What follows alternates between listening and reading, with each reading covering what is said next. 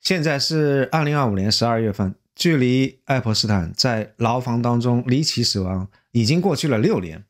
12月19號，在國會跟特朗普簽署的這個透明法案的壓力底下，美國司法部開始分批釋放數萬頁的檔案，包括從來沒有公布的一些照片呢、郵件呢、飛行日誌等等，很多關鍵的文件信息依然被重度塗黑，甚至非常短暫的從網站上被撤下，真相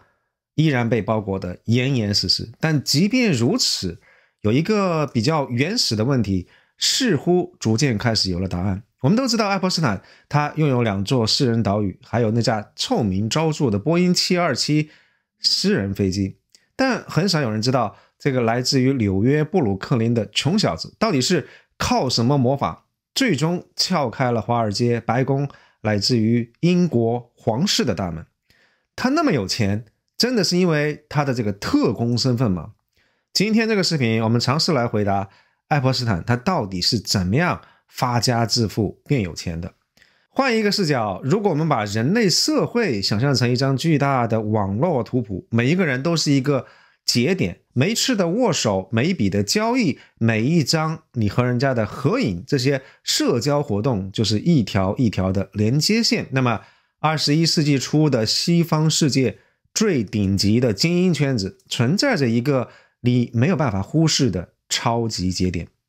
爱潑斯坦他就是那個站在網絡中央的蜘蛛，他感知着一切的顫動，而每一個節點的震動都有可能為他帶來新的獵物或者是新的機會。而根據最新解密的檔案跟紐約時報剛剛發布的最新的調查報告，基於社會網絡分析建構的權力幾何學模型，艾森終於能夠拼湊出這個原本一貧如洗的窮小子到底是怎麼樣通過一系列複雜的操作，通過騙局、盜竊跟無恥的操縱，撬開了西方社會頂尖俱樂部的大門，並且最終把歐美政商的頂流都玩弄於股掌之中的。爱潑斯坦說實話，他不算什麼金融天才，他更像是一個社交黑客。讓我們跟隨他的腳步，看看他是如何操控美國的精英階層，讓他們心甘情願地為一個連環騙子鋪設好紅地毯，甚至恭迎他登堂入室。這是一個最不可思議的階層躍遷的故事。那如果我們能夠穿越回到1976年的紐約，你可能會不大能夠認出來這座城市，因為當時的大蘋果瀕臨破產，地鐵裡面滿是塗鴉，時代廣場是色情影院的聚集地，到處都是垃圾，空氣當中彌漫着一股酸臭味。但70年代卻也是一個混亂而充滿了機遇的時代，在曼哈頓下沉的華爾街，一直以來其實都屬於摩根斯坦利跟高盛，他們以類似合夥制的文化、穩健的盈利模式和對於新業務的謹慎擴張而聞名。他們被媒體跟學界戲稱為白血公司，但有一家叫做貝爾斯登的公司是一個異類，董事長格林伯格是一個怪人，他鄙視那些拿着哈佛大學 MBA 學位滿嘴的理論，但是卻不懂得在市場上搏殺的人。取而代之的，他有一套個人獨門的人力資源的哲學，我們可以簡稱為 PSD。P 代表的是貧窮，格林伯格他只要窮人，為什麼呢？因為富家子弟他們往往會有安全網，狼性不夠，而出身底層的人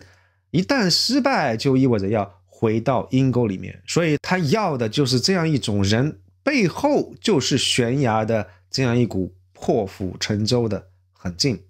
S 代表的是聰明，但是這裡的 smart 它不是指你會解微積分的book smart， 而是街頭智慧 street smart， 也就是在混亂的市場噪音當中能夠瞬間計算出賠率的能力，也就是在看一眼交易對手的眼神就能夠知道對方在虛張聲勢的狡詐。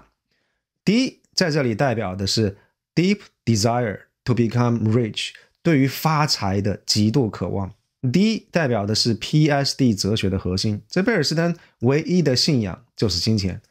格林伯格他在尋找那些想錢都要想瘋了的人，那些為了金錢願意出賣靈魂的人。格林伯格就是在用這樣一套 PSD 的哲學篩選最能夠被金錢驅動、最敢於冒險的野蠻人，從而能夠把貝爾斯登從一個小小的券商發展成為華爾街重要的投行之一。那個時候的愛潑斯坦才剛剛23歲，他留着一頭濃密甚至有一些亂糟糟的捲髮。他當時是在著名的私立學校道爾頓中學教數學跟物理，但是學校對他並不滿意，覺得他的教學水平非常糟糕，而且有讓人不安的行為不檢點的指控。道爾頓的行政部門實際上已經打算在這個學年結束以後就讓他立馬滾蛋，但愛潑斯坦實際上也只是把道爾頓當成了是跳板而已。當他站在講台上看着那些穿校服的孩子的時候，在他眼裡看到的不是一個一個學生，而是一個一個的人際關係的連接點。他深知紐約上東區這家頂級名校實際上也意味着一個精英的社交網絡，每一個學生背後都站着一位非富即貴、足以改变他命運的學生家長。他們有可能是華爾街的巨鱷傳媒大亨或者是地產大亨。道爾頓這個學校提供的這個講台實際上只是愛潑斯坦他可以繞過那些非常森嚴的階層的安保，可以直接觸達這些權貴階層的捷徑而已。而就在年輕的愛潑斯坦即將要被學校炒魷魚的時候，命運又或者說是他那樣一種擅長於通過操控人心來獲取機會跟利益的天賦拯救了他。1976年，在一個畫廊的晚宴上，一位學生家長被愛潑斯坦那樣一種懷才不遇的天才人設給忽悠瘸了。他二話不說就直接給貝爾斯登的董事長格林伯格打了一個電話。他的原話是：愛潑斯坦這個小伙子不錯，他在道爾頓教書簡直是埋沒了人才。搞定了類推之後，那接下來去貝爾斯登的面試才是真正考驗開始的時候。70年代的這個華爾街職場是西裝3件套的天下，但是愛潑斯坦他直接穿着一件高翻領的毛衣就去了。這樣一種標新立異的叛逆和對於規則的蔑視，反而當時擊中了格林伯格的軟肋。在老闆格林伯格 PSD 這個顯微鏡底下，奇蹟反倒發生了。愛潑斯坦他是布魯克林工人階級的兒子，家裡窮得叮當響，很好，這個是 P。他能夠在精英的私校把億萬富翁家長哄得團團轉，這個太棒了，這個是頂級的 S。 然後一個中學老師竟然會不惜一切代價想要鑽進金融圈，有野心，我喜歡。而這一點恰恰證明了他的 D。 所以 PSD 三者齊全，愛潑斯坦完美的符合了全部3個標準。於是這個原本對於金融一竅不通的中學老師，摇身一變就變成了華爾街投行的初級員工。他的薪水從道爾頓非常微薄的收入直接跳漲到了年薪25,000美金，相當於今天的14萬美刀。剛進公司沒多久，愛潑斯坦他很快就用自己的手腕把老闆格林伯格的女兒林恩追到了手。愛潑斯坦他不僅僅只是追到了她，而且利用她進入了格林伯格的這個家庭的聚會跟公司的核心層。雖然林恩後來回憶說，他很快就發現愛潑斯坦他的嘴上沒有一句實話，但在當時這樣一層駙馬爺的關係對於愛潑斯坦在公司站穩腳跟非常的關鍵。這不，一顆地雷很快就爆炸了。入職幾個月之後，貝爾斯登的人事部門他們終於想起來要去核實愛潑斯坦的簡歷。那這個背景調查不做倒還好，一做真是嚇了一跳。他們非常震驚的發現，愛潑斯坦簡歷上寫的2所加州大學的學位全部都是偽造的，人家大學壓根就沒有聽說過這個人。人事主管顫抖着手拿起電話打給愛潑斯坦的上司，他說：你坐穩了嗎？這個家伙他是個騙子。上司隨即把愛潑斯坦叫進辦公室來對峙。那這個時候我們注意愛潑斯坦他的反應，他沒有驚慌失措，他也沒有道歉，他只是非常平靜地承認了，是的，我知道。然後下面這句話用來操控上司的同情心，其實是非常有效果的。我知道如果沒有這些學位的話，沒有人會給我任何機會。那就是這樣一句話，讓他的上司想起了年輕時候的自己，想起了當時初入職場的不容易，於是在所謂愛惜人才的借口底下，當然也因為愛潑斯坦跟老闆女兒的特殊關係，這位駙馬爺順利過關了。所以大家看到了嗎？頂級的心理操控者說謊或者是幹壞事，他們是沒有任何心理負擔或者是道德包袱的，臨危不亂，甚至能夠在危局當中翻盤，這些都是小 case， 而這個也奠定了他後來幾十年的一個行事風格。這裡頭有一個細節是我看到主流的一些大刊跟媒體很少觸及到的，但是網絡的偵探圈他們一直在八卦。愛潑斯坦一個連大學文憑都沒有的20出頭的小伙子，他憑什麼能夠進入全紐約最頂級的私立學校道爾頓去教書呢？當時聘用他的校長名叫唐納德·巴爾，有些朋友可能會覺得這個名字有點耳熟，沒錯，他就是後來特朗普首任任期時候的美國司法部長比爾·巴爾的親生父親。這位老巴爾他曾經還寫過一本叫做空間關係的科幻小說，他在書裡面描述了一個什麼樣的世界呢？一個由精英階層統治的星球，充斥着性奴役和對於年輕人的控制。這裡面的聽起來是不是像極了愛潑斯坦後來在羅利島上建立的那個人間地獄呢？如果說這些真的只是非常純粹的巧合，我只能說這是一種目前大家還沒辦法理解的某種黑暗的勢力在蔓延，然後在控制着某一些我们完全看不到的東西。但是不管怎麼樣都好，這個是愛潑斯坦騙子人生的一個初露鋒芒。只要你有足夠大的魅力，只要能夠搞定了關鍵的人物，規則對於你來說其實是不存在的。通過橋牌，這個是貝爾斯登管理層的某種宗教儀式。愛潑斯坦他非常成功的從駙馬爺的身份滲透進了公司最核心的權力圈層，然後他也順利的搞定了後來的 CEO 吉米·凱恩。這是一個因為打牌打得好而從廢鐵推銷員被提拔上來的一個傳奇人物。1980年，愛潑斯坦晉升成為貝爾斯登公司的有限合夥人。其實吧，貝爾斯登這家公司在華爾街來說，規矩還真的挺多的，甚至可以說是極其的荒誕。大家都知道格林伯格是一個微觀管理的控制狂，他會定期的向全體員工發送總裁備忘錄。如果你現在去讀這些備忘錄的話，你會以為這是一家瀕臨倒閉的雜貨店。我發現有人在扔掉還能夠用的回形針，這個是對於合夥人資產的盜竊。從今天起，禁止大家購買新的回形針，不要用新的大信封發內部郵件，重複使用舊信封，直到把它們用爛為止。下班以後誰不關燈，我就開除誰。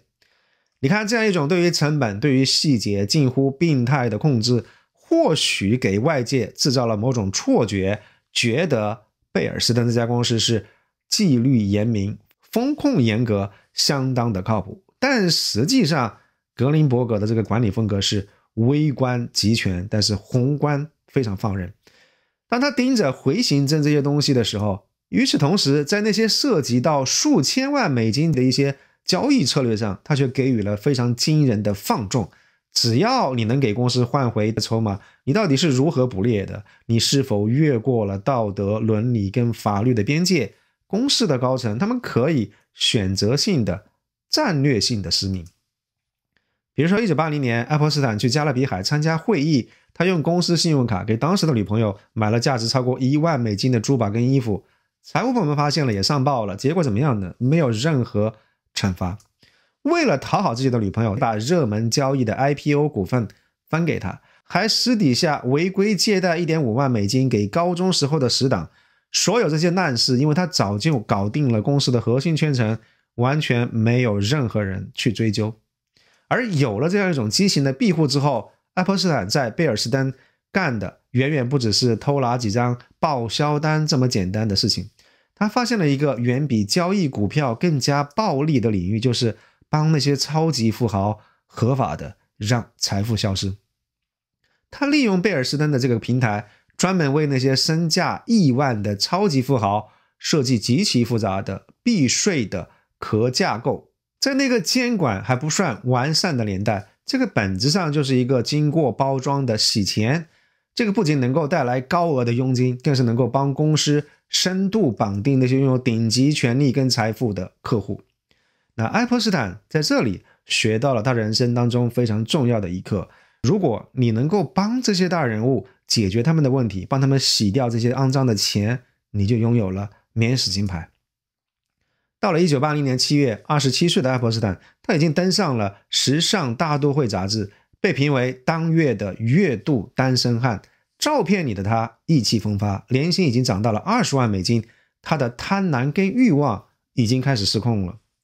公款私用是小兒科，利用類目信息進行搶帽子的交易，也就是在公司大客戶下單以前，自己搶先買入，坐享其成。那所有這些東西都只是前菜，真正讓他完成從小打小鬧、坑蒙拐騙的這個違規員工到金融巨騙進化的，是他從貝爾斯登離職之後幹的這個斯特羅爾騙局。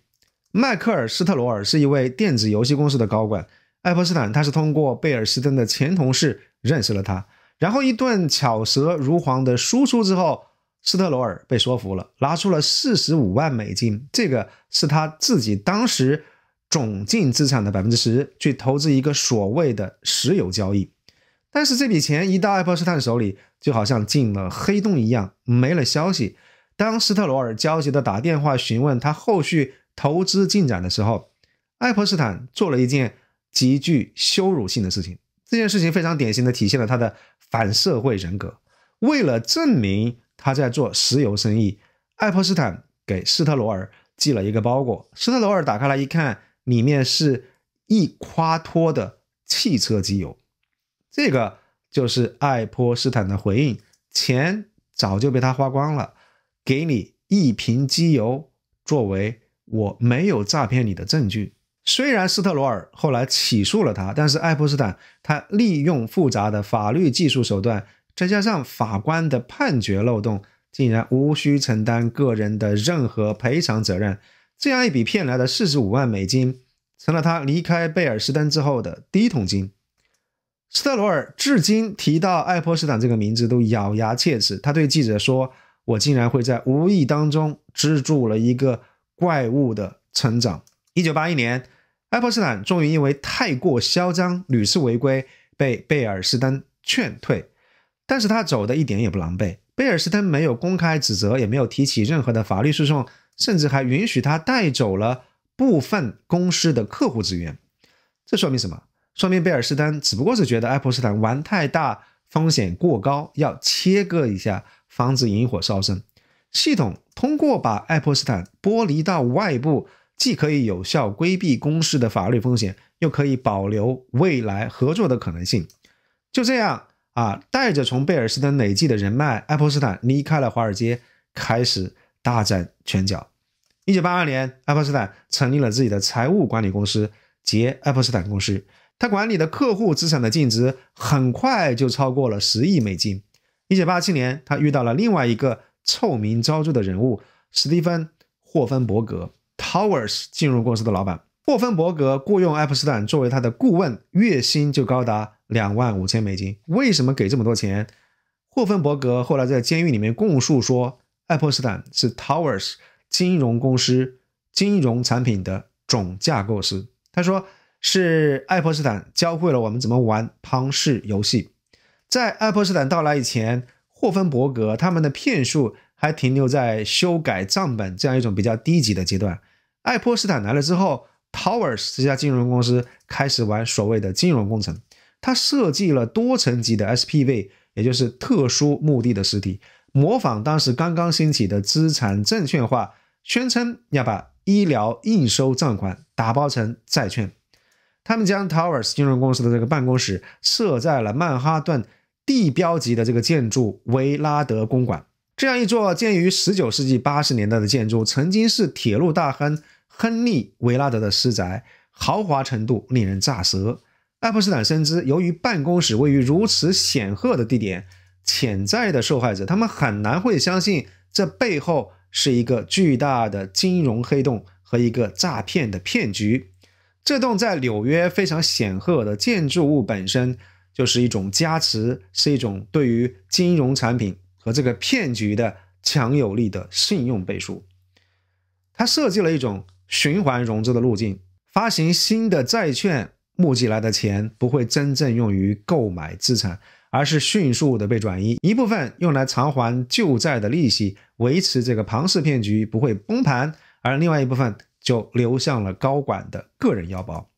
而這個騙局最終涉案的金額高達 4.5 億美金，也就相當於今天的12億美金。也就是說，愛潑斯坦在30年前參與製造的是一個相當於今天獨角獸公司級別的金融黑洞。那麼愛潑斯坦從這個騙局當中拿走了多少呢？撇開他作為顧問拿的這個100萬年薪不談，霍芬伯格後來供述說，愛潑斯坦利用他設計的非常複雜的架構捲走了幾千萬美刀。這樣一筆帶血的錢成了愛潑斯坦後來把自己包裝成神秘億萬富豪的第一桶金。1993年 Towers 金融公司崩盤，那個對於愛潑斯坦言聽計從的霍芬伯格被判了20年。但是長長的判決名單裡面唯獨少了一個名字，愛潑斯坦。儘管有支票的證據，有證人的證詞，但是在90年代這樣一場世紀審判當中，愛潑斯坦早在騙局崩盤以前，他就已經全身而退了。這個在美國的司法史上其實是相當不可思議的。設計了整個龐氏騙局跟金融產品架構的愛潑斯坦，他不但沒有被列為被告，甚至在後來的民事訴訟的文件當中，也僅僅被稱之為未被起訴的共謀者。霍芬伯格暗示說，愛潑斯坦當時應該是跟美國司法部達成了某種秘密交易，或者是某一位神秘的高層人物展示了某種不可以碰觸的影響力，讓他得以脫身。說到這個地方，我們今天故事的主角愛潑斯坦，他用了不到10年的時間，已經從一個非常普通的中學老師完成了帶血的原始積累，搖身一變成了紐約新晉的千萬富豪。但是愛潑斯坦非常清楚，在紐約的頂級名利場裡面，有錢只是一個最基本的入場券。想要突破階層的天花板，從一個暴發戶進化成能夠左右局勢的幕後的玩家，他就必須要提供一種連錢都買不到，甚至可以說有錢人也不敢明着買的特殊的產品。正是在這個階段，他展現出了那樣一種讓人毛骨悚然的跨界天賦。他把當年設計複雜金融產品的邏輯移植到了拉皮條跟人口販賣上。他開發出了自己最核心的社交貨幣，也就是年輕漂亮的女性。在愛潑斯坦構建的帝國裡面，女性從來沒有被視為人，她們被系統性的轉化成了一種金融衍生產品。你可以把這個看作是他投資組合裡面流動性最強的資產。他的操作邏輯非常的冷血，完全遵循華爾街那樣一套弱肉強食的規則。通過收購跟包裝這些女孩的美貌，向權貴們提供供給，然後呢，再通過這樣一種非常特殊的賄賂，兌換到關鍵人物的青睞，最後通過共同的秘密質押他們的信任，從而能夠做多了自己的權力跟地位。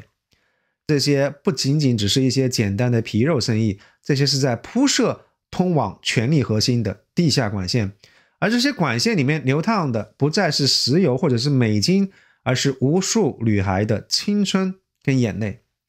這個時期有一個之前從來沒有被公開過名字的受害者，直到本期《紐約時報》的調查才通過這個報道曝光了他的故事。他叫帕特里夏·斯密特，當年只有23歲，是貝爾斯登一位高管的助理。這位高管為了想要討好當時的這個當紅炸子雞愛潑斯坦，直接把帕特里夏當成了是性賄賂的資源。有一天晚上，高管隨便找了一個理由，讓他去愛潑斯坦位於上東區的公寓送文件。愛潑斯坦邀請這個女孩去屋頂的泳池游泳，跟着她進了桑拿房，提出要給她按摩。這之後就發生了一些不可描述的事情。但是在得到這個女孩之後呢，愛潑斯坦並沒有把她當成是女朋友，反而是一個非常純粹的工具。他開始利用帕特里夏的美貌，讓她去陪這些潛在的目標客戶吃飯。帕特里夏後來回憶說，我就是他的槓桿。對於愛潑斯坦來說，我只是那個能夠幫他達到目的的物件。而對於帕特里夏的性剝削的過程，算是啟發了，也正式開啟了愛潑斯坦後來的女性貨幣化的模式。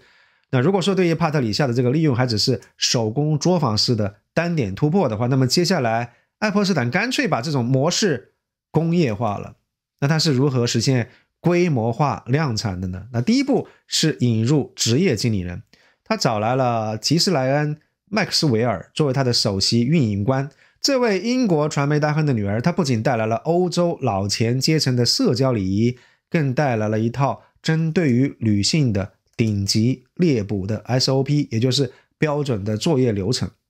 試想一下，如果一個40多歲的中年男人，他去到中央公園去搭訕這些小女孩的話，這種情況叫做變態，會被賞一巴掌，會被報警處理。但如果現在換上一位舉止優雅，像知心大姐姐一樣的麥克斯韋爾去搭訕呢，我想這個小女孩她所有的警惕的防線會瞬間瓦解。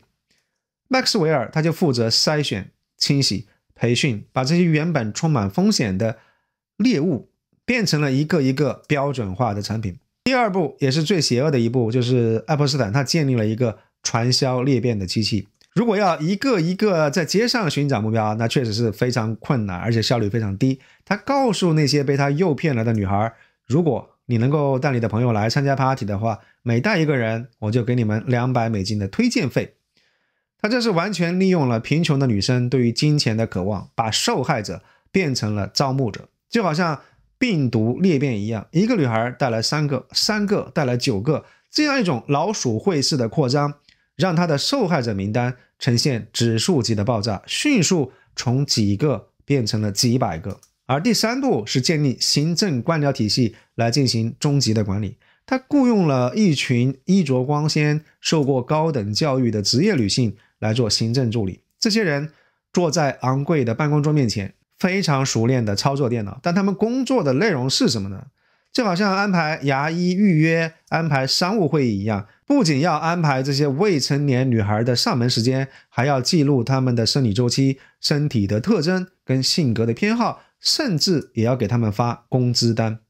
那從這個時候開始，性剝削就變成了一項有着嚴密流程、清晰 KPI 跟完整供應鏈的日常的業務。這個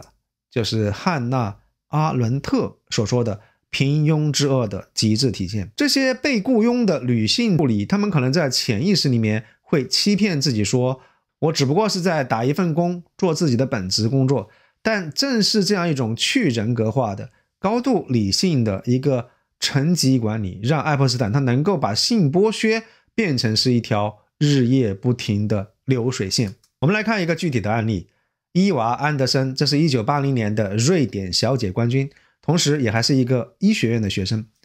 愛潑斯坦在80年代非常成功的拿下了這樣一個終極獎杯。我們可以想象一下這個畫面，沒有任何家世背景的暴發戶愛潑斯坦挽着選美冠軍瑞典小姐的手臂進入社交場合，那些原本會對於這個暴發戶不屑一顧的老錢們，在那個瞬間，他們看他的眼神就變了。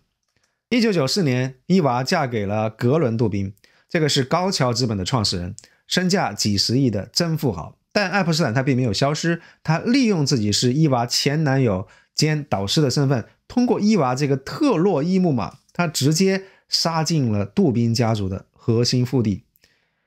2004年，華爾街發生了一起震動行業的併購案，摩根大通收購了高橋資本的多數股份，初始的估值高達13億美金。那是誰在中間牽線搭橋的呢？愛潑斯坦。僅僅是這樣一筆交易的諮詢服務費，愛潑斯坦就拿到了據稱高達1500萬美金的報酬。某種程度上，你可以把這1500萬美金看作是他對於伊娃·安德森這樣一筆性資產的投資得到的回報。那如果說我們前面的受害者還能夠保持某種程度的獨立性，那麼萊斯利·韋克斯納則是愛潑斯坦寄生蟲式生存法則的一個終極宿主。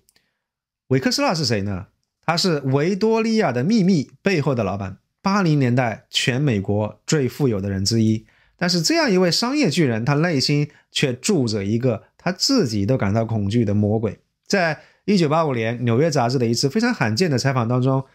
韋克斯納他透露了一個讓人感到不安的秘密。他說他的一生都被一種叫做迪布克的力量驅使着。這是一種類似於養小鬼或者是心魔的一種概念。在猶太民間的傳說當中，迪布克是指死者的怨靈，他會附身在活人身上，通過折磨宿主來完成未了的執念。韋克斯勒用這個詞來形容他當時內心這樣一種掙扎和永無止境的焦慮。我們可以設身處地的想象一下這位億萬富豪的感覺。你擁有幾十億美刀的財富，你站在世界的巔峰，但是你卻坐立難安，感覺有成千上萬根針在刺痛你的皮膚。你必須要不斷的吞噬更多的公司，你必須要日夜狂歡。你不是因為貪婪，而是因為如果不這麼做，那個迪布克就會從你向外的吞噬你。韋克斯勒是一個空心的巨人，他擁有全世界讓很多人難以企及的財富，但卻唯獨沒有任何的安全感，而且他竟然還公開透露了這個心理上的缺憾，把這個漏洞公之於眾。而愛潑斯坦這樣一個嗅覺靈敏的獵犬，馬上就聞到了這樣一種恐懼帶來的金錢的味道。這一次，愛潑斯坦他沒有像對待以前的客戶那樣卑躬屈膝，相反，面對於極度缺乏安全感的韋克斯勒，他以一種平等的，甚至在智力上具有壓倒性優勢的這麼一個導師跟心理醫生的姿態來出現，他非常精準的擊中了韋克斯勒的軟肋。他暗示韋克斯勒，你之所以會感覺如此痛苦，是因為你身邊充滿了那些想偷你錢的庸才，你唯有相信我，無條件的信任傑弗里·愛潑斯坦，才是你擺脫迪布克的唯一解藥。當時的韋克斯勒身邊其實已經有一位非常專業的財務總管，叫做哈羅德·萊文，他是橫在愛潑斯坦面前的最後一道防線。當萊文第一次見到愛潑斯坦的時候，這位華爾街的這個老手立馬就察覺到有些不對勁。他發現愛潑斯坦這個人是滿嘴跑火車，用一堆偽科學的胡言亂語來解釋經濟學跟貨幣市場。而兩個人會面一結束以後萊文他立刻衝到街邊的公用電話亭，他甚至都不敢用辦公室的電話打給韋克斯勒，他發出最後的警告說，我不信任這個人，我聞到了老鼠的味道。但他的警告被愛潑斯坦使出一招煤氣燈操縱法輕鬆破解了。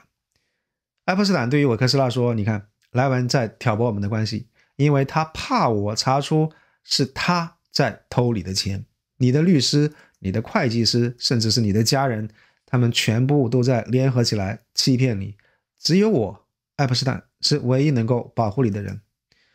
這就像是一種極度惡毒的隔離戰術，把宿主從他原本信任的這些親戚朋友身邊隔離開來，讓宿主懷疑原本信任的一切，而最後變成是只能夠依附於愛潑斯坦這個寄生蟲。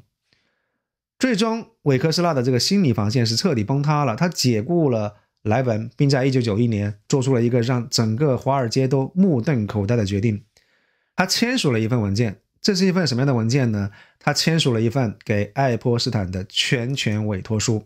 大家要聽懂這份文件的含金量，這不只是一份合同，這是交出了人生的鑰匙跟身家性命。這也就意味着愛潑斯坦他可以不經過韋克斯勒的同意，直接賣掉他的房產，簽署他的支票，借貸巨額的資金，甚至僱傭或者是解雇他身邊的任何人。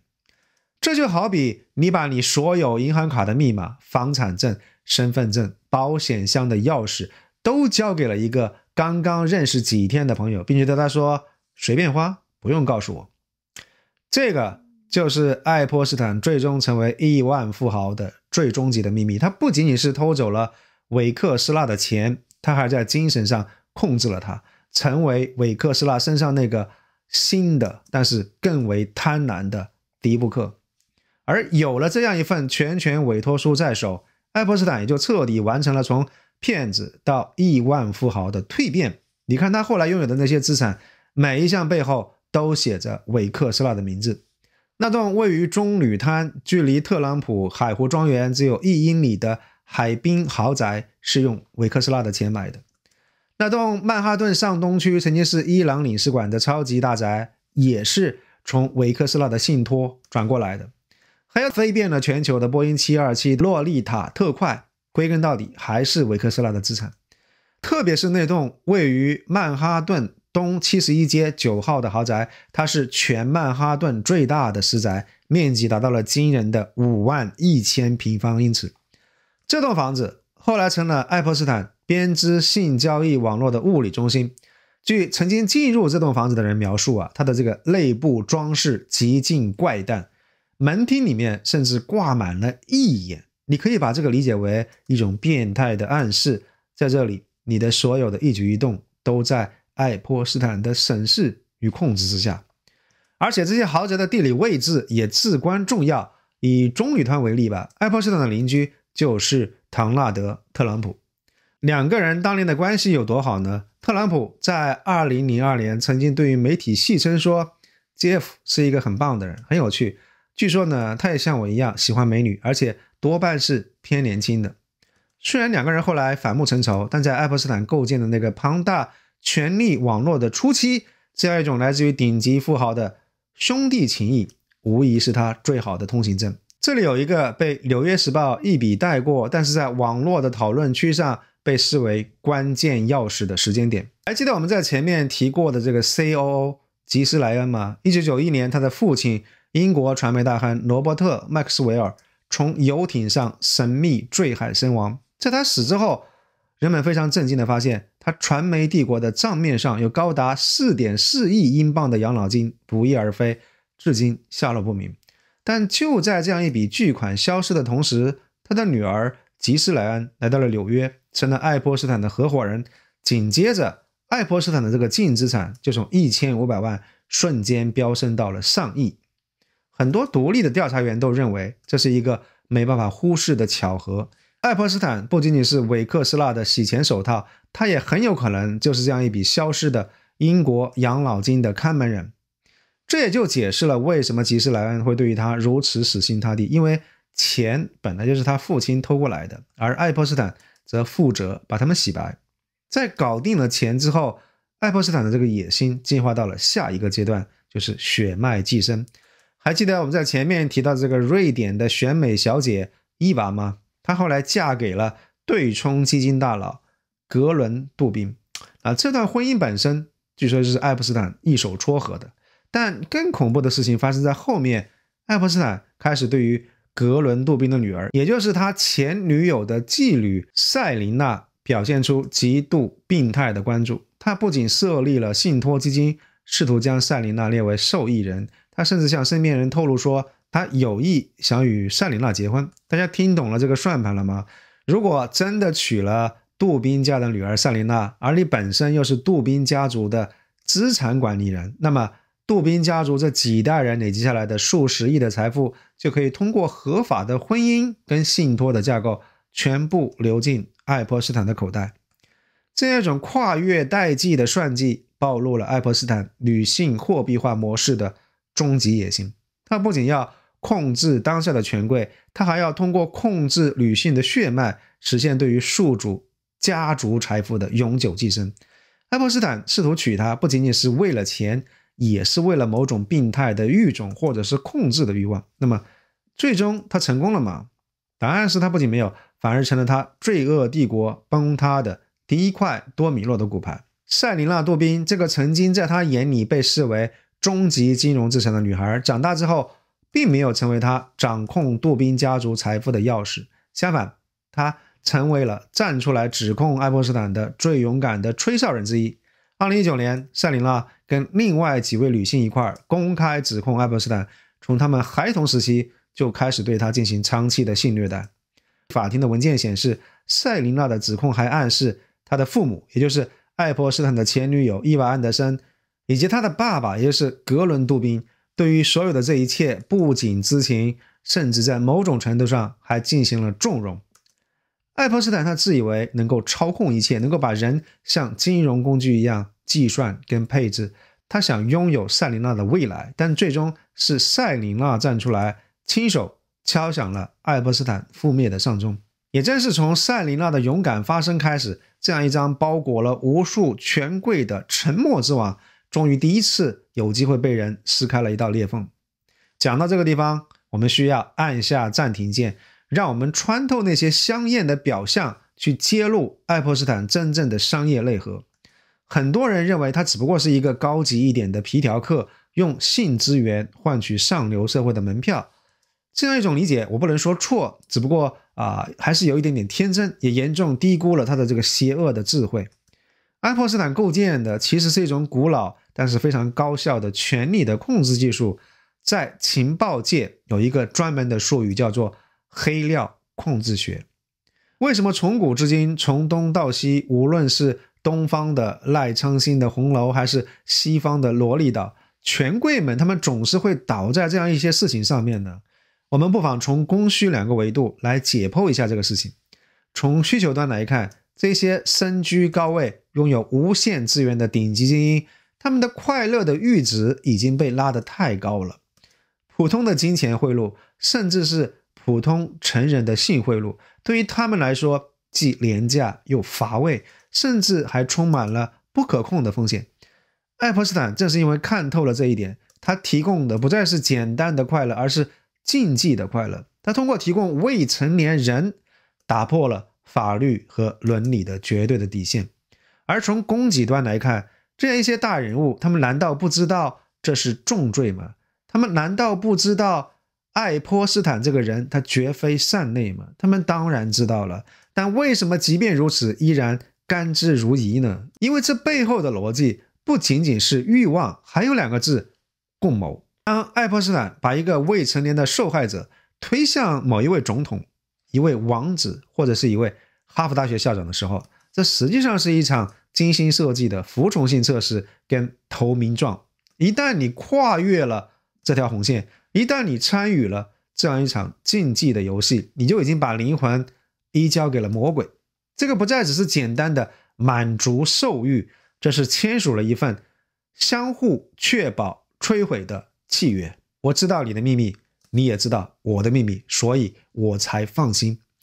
這樣一種基於絕對的禁忌跟共同犯罪建立起來的信任感，比任何的合同都要牢固。在愛潑斯坦構建的這個蜘蛛網裡面，每一個頂級的權貴都有把柄在別人手裡，從而形成了一個堅不可摧的利益共同體。而事實也的確證明了這一點。後來 FBI 搜查愛潑斯坦的豪宅的時候，發現那裡布滿了針孔攝像頭，這也解釋了為什麼一定要是未成年人。因為如果是成年人的婚外情，頂多算是一個道德瑕疵，但如果是未成年人，那就是能夠讓你身敗名裂、把牢底坐穿的重罪。也只有這樣的核武器級別的投名狀分量才夠重。所以到了2000年以後，愛潑斯坦的這個目標就開始變了，他不再滿足於只做跟在富豪屁股後面的性資源的提供者跟服務者，他要控制這些富豪，他要建立对於全球權貴的勒索的霸權。但在建立這個勒索帝國的過程當中，愛潑斯坦發現自己還需要最後一樣東西，就是智力的合法性。錢他算是已經有了，很多人的把柄他也有了，但是他還缺一些光環效應。於是呢，他實施了一個非常宏大的，就是學術界給他洗白的計劃。通過著名的出版人約翰·布羅克曼，愛潑斯坦他滲透進了 Edge 基金會的核心圈子，這就是所謂的億萬富豪的晚宴。在這個圈子裡面，他與傑夫·貝佐斯、史蒂芬·霍金等等定義了21世紀人類文明進程的精英們同桌共餐。當一個人能夠站在霍金身邊來討論宇宙起源，或者是與諾貝爾獎得主討論進化論的時候，誰還會去懷疑他呢？誰還會去追究他當年的龐氏騙局呢？來自於學術界的光環成了愛潑斯坦最後也是最厚重的一層鎧甲，而這個鎧甲上面最耀眼的一顆寶石就是哈佛大學。2003年，愛潑斯坦承諾向哈佛大學捐贈3000萬美金，用於建立進化動力學項目。這個不僅讓他獲得了科學慈善家的美譽，也為他換取了在哈佛廣場的一個辦公室。但這個還不是最諷刺的，直到2025年，隨着美國國會解密了超過2萬份關於愛潑斯坦遺產的文件，一個具有毀滅性的名字終於浮出了水面，而徹底引爆了學術界。這個就是拉里·薩默斯。拉里·薩默斯他不是普通人，這位是美國的前任的財政部長，哈佛大學的前校長，甚至直到不久以前還是 OpenAI 的董事會的成員。如果說韋克斯勒給了愛潑斯坦的財富，那麼薩默斯可以給他的就是站在美國權力巔峰的學術界的背書。而新解密的文件還展示了一個讓人覺得匪夷所思的親密的關係。你很難想象一位曾經掌管過美國國庫的大佬，竟然會在郵件裡面非常卑微的向愛潑斯坦請教私人情感問題。在曝光的電子郵件當中，薩默斯曾經非常急切地追問愛潑斯坦怎麼樣追求一位中國女性。那多方信源都指向這位女性，她絕非普通人，而是著名的中國經濟學家，現任倫敦政治經濟學院的教授金克宇。她也是前任的这個中國財政部的副部長跟亞行行長的女兒。我們可以試想象一下，堂堂哈佛大學的校長向一個已經被定罪的性犯罪者，一個著名的皮條客請教諮詢怎麼樣泡妞。這個還沒完，甚至薩默斯的妻子哈佛大學的教授艾麗莎·劉，她在2014年，大家注意這個時間點，這個時候愛潑斯坦其實已經是注冊在案的性犯罪者了。哈佛的官方也已經宣布停止接受他的捐款，但即便是在這樣一種情況底下，薩默斯的妻子依然在頻繁地聯繫愛潑斯坦。為了他主導的美國詩歌的項目，他不僅尋求愛潑斯坦這個直接的資金支持，還欣然接受了愛潑斯坦撮合來的資金。在郵件裡面，他對於這樣一位已經被定罪的性犯罪者的這個牽線搭橋充滿了感激。這個就是愛潑斯坦的可怕之處，即便全世界都知道他已經是一個罪犯了，但只要他能夠搞定金錢這些關係，能夠搞定女人，那麼像薩默斯這樣的頂級精英依然會視他為座上賓。而就在這幾百條的私人的溝通文件公開以後，薩默斯被迫宣布辭去了 OpenAI 董事會的職務，他在哈佛的辦公室也已經人去樓空。紐約的經濟俱樂部暫停了他的公開活動，他在學界跟商界的聲譽一夜之間算是身敗名裂了。薩默斯的這個 case 其實再次印證了愛潑斯坦檔案的殘酷真相，在愛潑斯坦的這個通訊錄裡面沒有無辜者，只有尚未被曝光的共謀者。而我們知道，在愛潑斯坦這個故事裡面，其實一直盤旋着一個幽靈一樣的東西，特工的身份。為了讓自己的神秘的財富跟權力看起來更合理化，愛潑斯坦精心構建了一個所謂的摩薩德超級間諜的神話。檢察官亞歷山大·阿科斯塔，他當年有一句非常有名的話，有人告訴我愛潑斯坦他屬於情報部門，這個超出了我的薪資級別。聽上去很嚇人，對不對？但是大家注意啊，這句話從來沒有出現在任何美國官方的文件當中，它只存在於匿名的傳言當中。那愛潑斯坦到底真的是不是間諜？一般來說，真正的情報資產，它遵循的是灰色人的這個原則，他們要像空氣一樣融入背景，絕對不要引人注目。而愛潑斯坦，他高調的像一個開屏的孔雀，他故意在豪宅的顯眼位置擺放帶有摩薩德標誌的紀念品。這種做法在情報界看起來簡直是太刻意了。這與其說是隱藏，倒不如說是在公開炫耀，所以這看起來只是一種防禦性的偽裝。如果你是一個沒有任何正當職業但卻揮金如土的詐騙犯，那麼最完美的掩護是什麼呢？就是讓別人以為你是 CIA 或者是摩薩德的資產。依據這些錢來自於黑色的預算，不僅能夠打消稅務局的懷疑，還能夠給所有試圖要調查他的人套上一層神秘的恐懼的枷鎖。但是謊言終究還是謊言。當2019年愛潑斯坦第二次被捕，真正面臨不可逆轉的牢獄之災的時候，沒有任何神秘的電話打給美國的司法部，要求他們終止調查，也沒有任何國家出具什麼安全的信函來出面保釋，也沒有看到美國跟其他國家做了什麼樣的交易來讓他出獄。事實就是愛潑斯坦沒有得到任何制度性的保護，當他失去利用價值的時候，他就是一個被隨時拋棄的棄子。當然，雖然他可能不是編制類的間諜，但並不代表他沒有在做情報工作。網絡上有無數的民間偵探指出了一種更黑暗的可能性，就是愛潑斯坦他這樣一種操作的模式利用未成年的少女來誘惑權貴，並且在裝滿攝像頭的這個豪宅裡面留下錄像。這聽上去不像是單純的皮條客做得出來的，更像是一場情報界常見的蜜罐行動。所以不管他本人到底是不是真的特工，到底是為誰工作，還是說僅仅只是為了他自己，在愛潑斯坦的手裡的確是掌握了一些核按鈕。這個也就帶到了我們今天這個視頻的一個終極的拷問，那就是為什麼？為什麼在愛潑斯坦已經死了6年之後，在美國經歷了幾次政權更迭之後，這樣一份名單依然像是國家最高機密一樣被死死的捂住，僅僅只是為了保護幾個富豪的名譽嗎？我想當然不是，這裡面的真相可能會比大家要承認的更加黑暗。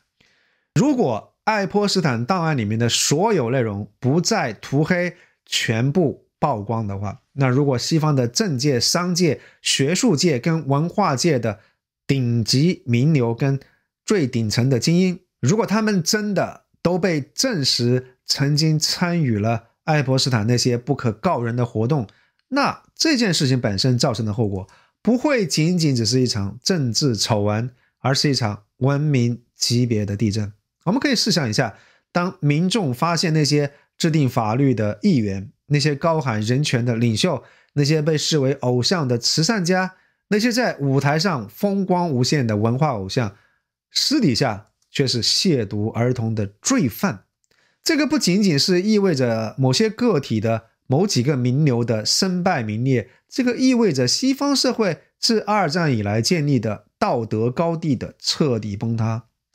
這也就是為什麼沒有人其實真的敢動這個核按鈕，因為一旦蓋子被揭開，可能會向世人證明了這個系統本身已經完全爛透了。現在大家是不是能夠體會到當初愛潑斯坦設計這個投名狀的威力所在了？甚至還有一個讓人更加細思極恐的地緣政治的維度。愛潑斯坦手裡掌握的這個錄像帶不僅僅是用來勒索錢財的工具，更是地緣政治的勒索性。如果某些外國的情報機構，無論是摩薩德或者是其他的什麼勢力，掌握了這些西方頂級精英的黑料，那這個假設或許能夠解釋過去幾十年為什麼美國常常會出台一些讓人感到費解的外交政策。這也就不難理解為什麼整個西方的建制派都在這場遊戲當中保持了驚人的默契。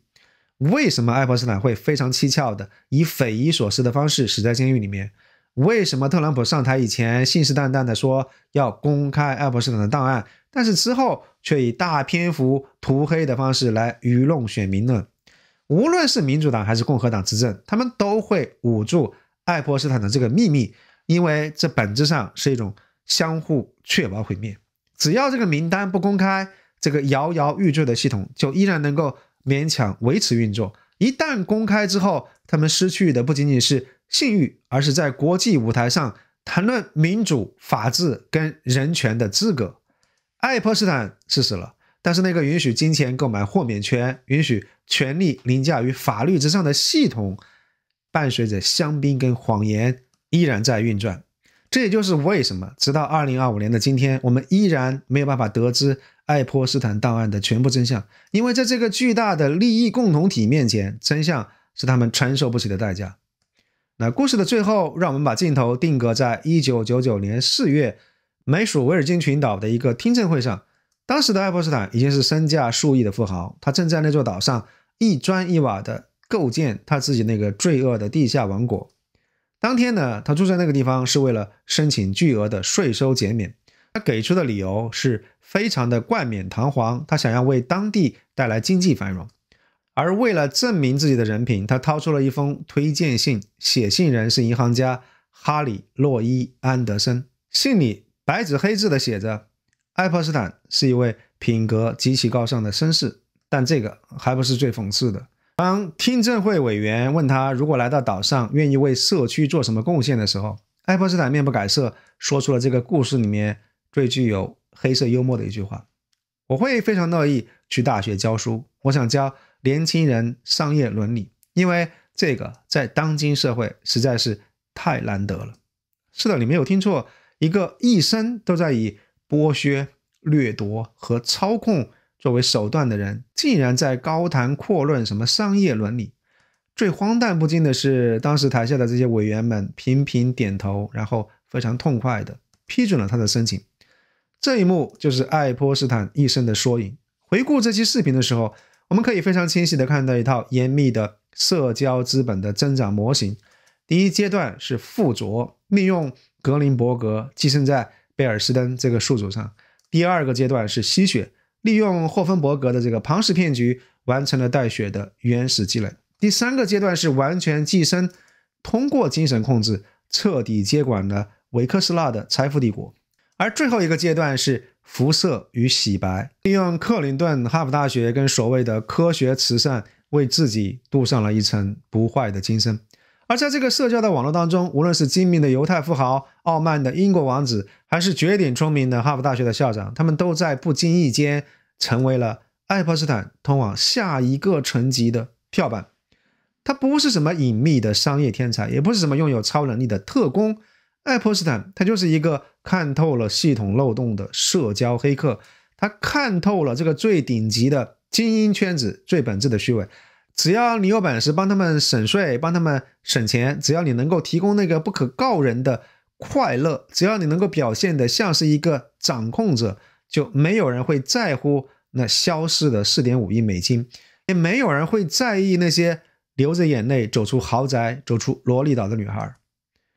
愛潑斯坦是一面鏡子，他照出的是那個金字塔頂端世界的真實面目，在那裡充滿了極致的虛偽、無盡的貪婪，以及為了維持權力而達成的骯髒的契約。有些人可能會說，愛潑斯坦的檔案沒什麼，涉及的幾個政客而已，他們本身就不能夠代表西方的道德高地。或許這種說法有一定的道理，但你要明白一點，西方文明的這個基石在於他們的法律、哲學跟無數普通人的良知。當如此龐大的精英網絡系統性的捲入這樣一種反人類的罪行，並且在事發之後動用一切可能的力量進行掩蓋的時候，那作為普通人是不是有權利來問一句，我們所捍衛的這一套自由跟民主的秩序究竟還剩下多少真實性？今天的故事就講到這個地方，感謝大家的收看，祝大家聖誕節快樂，新年快樂，也希望2026年的世界能夠多一些真相，謝謝大家。